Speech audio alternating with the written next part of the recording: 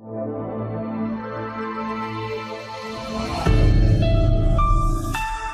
मेरे प्यारे बच्चों, कैसे हैं आप सब लोग। मैं आशा करती हूँ आप लोग बहुत अच्छे होंगे, बहुत ठीक होंगे। स्वागत है आपका आपकी अपनी हिंदी की कक्षा में। और आज हम कराने जा रहे हैं वाणी श्रृंखला मेरी हिंदी व्याकरण से पाठ 17। और इस पाठ में क्या है? इस पाठ में है निबंध लेखन यानी कि एसे राइटिंग। तो बच्चों देखते हैं निबंध लेखन कैसे होता है, इसको हम समझते हैं। पंडित जवाहरलाल नेहरू। पंडित जवाहरलाल नेहरू भारत के प्रथम प्रधानमंत्री थे। उन्होंने सुचारू रूप से भारत का शासन चलाया। नेहरू जी ने सारे संसार को सहयोग और शांति का मार्ग दिखाया, इसलिए उन्हें शांति दूत कहा जाता है। पंडित नेहरू का जन्म 14 नवंबर 1859 को इलाहाबाद में हुआ था।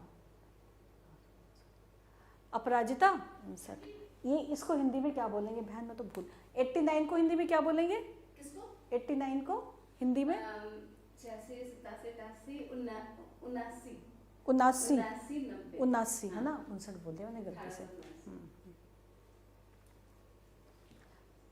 पंडित नेहरू का जन्म 14 नवंबर सन 1879 को इलाहाबाद में हुआ था। इनके पिता पंडित मोतीलाल नेहरू एक सफल वकील थे। उनकी माता धार्मिक विचारों की महिला थी। उनकी बचपन की शिक्षा घर पर ही हुई। वे अपने युवा काल से ही स्वतंत्रता संग्राम में कूद पड़े। पंडित नेहरू शांति के पुजारी थे। उन्होंने संसार में शांति बनाए रखने के लिए बहुत प्रयास किए। अनेक देशों के बीच लड़ाइयों को बंद करवाने में उन्होंने अपना योगदान दिया।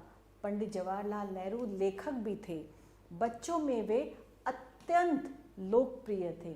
उनका जन्म 14 नवंबर बाल दिवस के रूप में मनाया जाता है।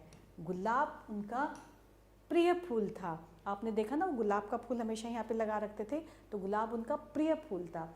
27 मई 1964 को शांति का ये दूत चल बसा।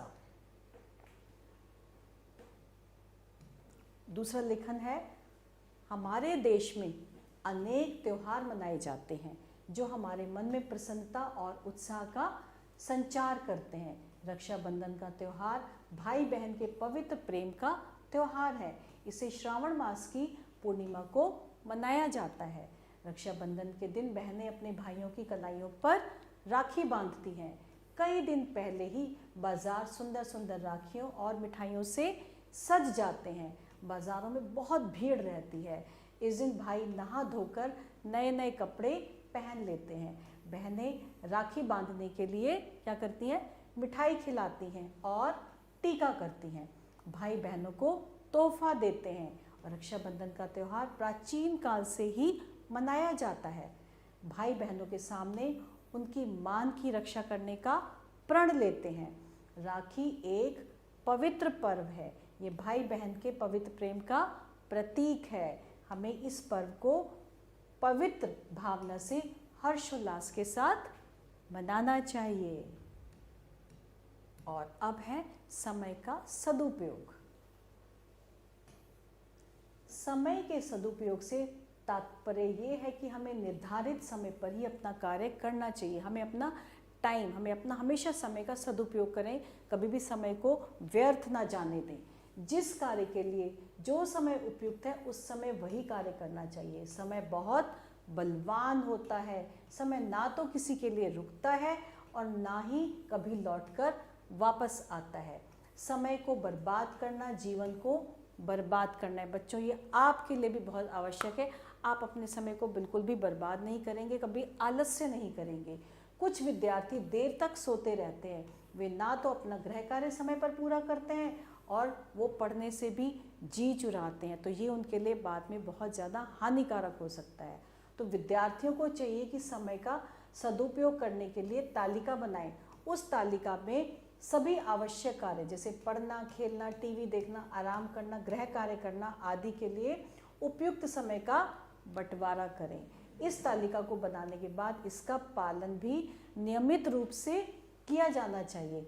आप भी समय का सदुपयोग करके प्रतिभाशाली विद्यार्थी बन सकते हैं। तो बच्चों, आपने सीखा कि हमें समय का सदुपयोग अवश्य करना है, हमें कभी भी टाइम वेस्ट नहीं करना है, हमें एक समय तालिका बनानी चाहिए और उसी के अनुसार सभी कार्य करने चाहिए। तो इसके साथ हमारा ये वाला पार्ट समाप्त होता है और अब आपको क्या करना है, इन विषयों पर निबंध लिखने हैं। किस किस पर? होली, दशहरा, दिवाली और क्रिसमस पर। इसके साथ हमारा पाठ यही समाप्त हुआ। आशा करते हैं आपने इस पे बहुत कुछ सीखा होगा। आभार।